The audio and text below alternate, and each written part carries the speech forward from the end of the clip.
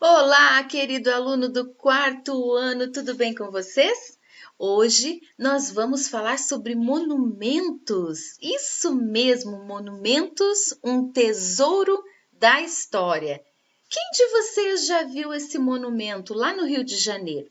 Se você não teve a chance de ir até lá, você já deve ter visto na televisão, já deve ter visto em alguma revista, já deve ter visto pela internet. Esse monumento grandioso, veja como ele foi construído num lugar muito alto. Olha só, gente, dá para ver a cidade lá de cima. Ela fica bem pequenininha. Então, esse monumento, Cristo Redentor, lá no Rio de Janeiro, nós já vamos falar um pouquinho sobre ele. Eu vou deixar você fazer uma grande pesquisa sobre esse monumento. Até o final da aula eu falo com você sobre isso. Então vamos lá. Vamos continuar o nosso vídeo. E hoje, como eu já disse, nós estamos falando sobre alguns monumentos que existem no Brasil e também no mundo. Será que é só no Brasil que existem monumentos? Não, em vários lugares do mundo. Se a gente for no Egito, a gente vai ver alguns monumentos. E se a gente viajar pelo mundo todo e a gente conseguir não conseguir viajar, mas a gente pesquisar na internet monumentos históricos, nós vamos encontrar coisas maravilhosas. Quem não conhece a Torre Eiffel lá em Paris? Né? Quem não conhece a Estátua da Liberdade, o Coliseu? Nossa, tem tantos lugares maravilhosos. E por que será que existem esses monumentos? Lembre que nosso tema é espaço público. Todos esses monumentos fazem parte do espaço público. Então, esses monumentos, eles se relacionam a importantes acontecimentos históricos. Quando você vir um monumento ou uma construção histórica na sua cidade, na cidade onde você passear, se você viajar um dia para outro país ou até mesmo aqui dentro do Brasil, procure conhecer as construções históricas, o significado dessas construções. Procure ver a história por trás desses monumentos.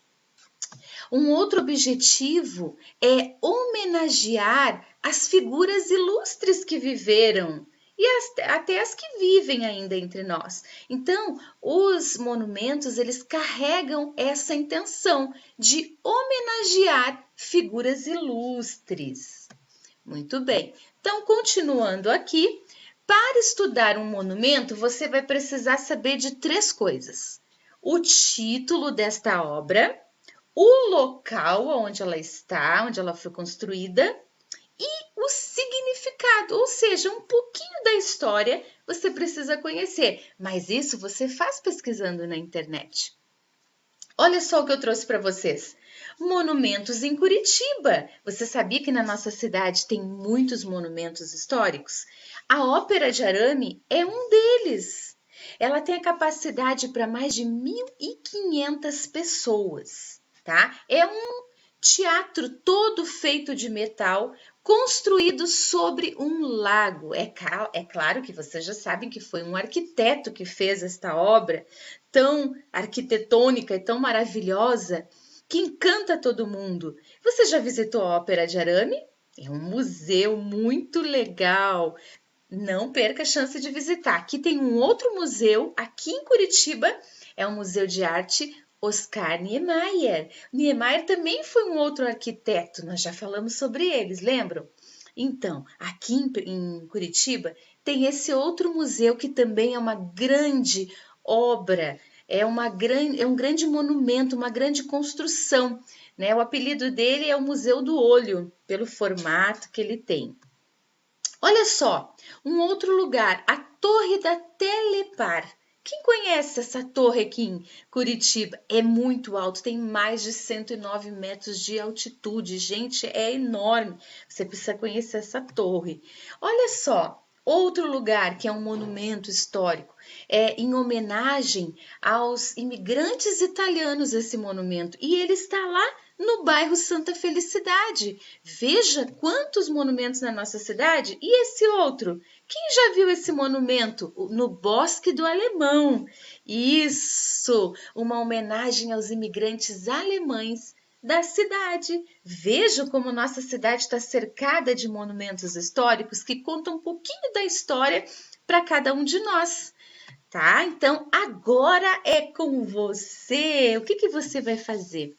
Você vai fazer uma pesquisa sobre os monumentos que estão lá na prancha 25. Pega lá a tua prancha correndo. Você vai colocar o título desse monumento, você vai colocar a cidade onde ele está, onde ele foi construído, o autor da obra, quem fez esta obra e o significado desse monumento. Ai, prof, como que eu faço isso?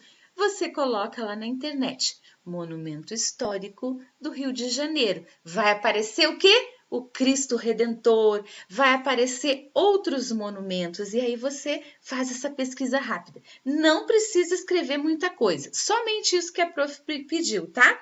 Depois de você fazer isto, você vai guardar esse material, porque na aula de arte, ou comigo ou com a prof Dayana, ela vai perguntar para você e eu também, tá? Bom, agora nós vamos falar sobre esculpir um monumento. Você já parou para pensar como deve ser legal esculpir um monumento? Quais são os materiais que são utilizados? Como que a pessoa que trabalha, será que ela tem emoção, sentimento para fazer aquela obra? É claro que sim, um artista, ele está sempre envolvido pela emoção, pelo sentimento. E não é diferente com o nosso Deus. No texto de Jeremias 18,6 diz assim: Eis que como barro na mão do oleiro, assim sois vós, na minha mão, ó casa de Israel. Deus está falando para a gente que ele nos vê como um barro nas mãos dele, que é o grande oleiro. Oleiro é aquele que trabalha com aqueles jarros especiais, transformando ele, fazendo da argila, que é aquele material molhado, uma terra, um barro, ele pega aquele material e ele vai transformando, vai trabalhando. O oleiro faz isso por muitas horas e às vezes aquele jarro quebra na mão dele e ele tem que fazer outro novo, mas ele não desiste, porque o oleiro é persistente e ele também sabe muito bem o que ele quer fazer dessa obra. E a Bíblia está dizendo que eu e você somos como um barro nas mãos do oleiro e que Deus está nos moldando, está trabalhando a nossa vida para nos fazer aquela grande obra de arte que ele pensou. Como todo artista, ele imagina lá na frente uma obra linda e Deus pensou que nós seríamos obras lindas. Então Deus está esculpindo a cada um de nós, Ele está fabricando, fazendo com as suas próprias mãos a história da nossa vida, da minha e da sua criança. Lembre-se disso, Deus está trabalhando na sua vida, como o oleiro trabalha lá naquele jarro tão especial. E agora, vamos fazer o seguinte, você vai pegar a sua prancha 26, vai pegar um lápis, uma borracha, uma folha 4 e também, se você tiver, a massinha de modelar. Por quê? Porque agora você vai fazer o seguinte, você pode até dar uma pausa para pegar o seu material. Você vai fazer o seguinte, vai primeiro pensar numa cena, preste atenção, uma cena ou um personagem histórico. Há alguém que você admira, alguém que você quer realmente retratar numa obra de arte, tá? Então, depois você vai começar desenhando na sua folha A4, você vai desenhar esta obra, esse personagem ou essa cena. E, por último, depois de você desenhar, que vai ser o seu esboço, vai ser o seu ensaio, né? Depois, por último, você vai modelar a sua obra de arte. Como, professora? Com uma massinha de modelar.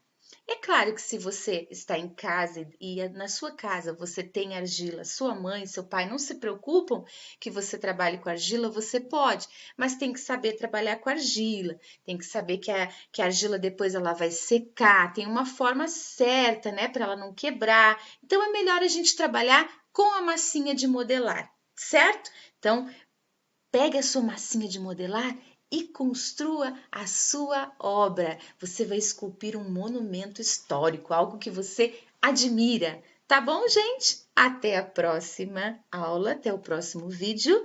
E não esqueçam, continue fazendo tudo certinho como a prof falou. Ah, detalhe, se eu fosse fazer a minha obra de arte hoje, o meu monumento seria o Rui Barbosa. Mas, professora, quem é o Rui Barbosa? O Rui Barbosa, ele foi um homem que tinha várias habilidades. Ele foi jurista, ele foi político, ele foi diplomata, ele foi escritor, ele foi filósofo, ele foi tradutor e orador. Olha que interessante. Essa obra de arte que vocês estão vendo aí tem aqui em Curitiba. E é o Rui Barbosa. É uma homenagem ao Rui Barbosa na Praça Santos Andrade, tá? E dizem que o Rui Barbosa ele está com o braço erguido na direção da Universidade Federal do Paraná, indicando o caminho dos livros. Olha que interessante, ele gostava de ler, era um escritor, e a sua atuação numa conferência de paz na cidade de Haia, lá em Holanda, no outro país, rendeu um apelido para ele. O apelido que deram para ele lá na Holanda foi o Águia de Haia. Olha só, então por isso que tem essa águia aqui embaixo, ó, representando também aquilo que ele fez nessa conferência que ficou marcado para todo mundo, tá bom? Então, essa é a minha ideia que eu faria. Se você quiser copiar a minha ideia, pode. E lembre-se, a sua atividade você deve mostrar na videoconferência para a prof, ou para mim, ou para a prof. Daiana, tá bom? Um beijo, crianças. Amo vocês, estou com saudade. Tchau, tchau.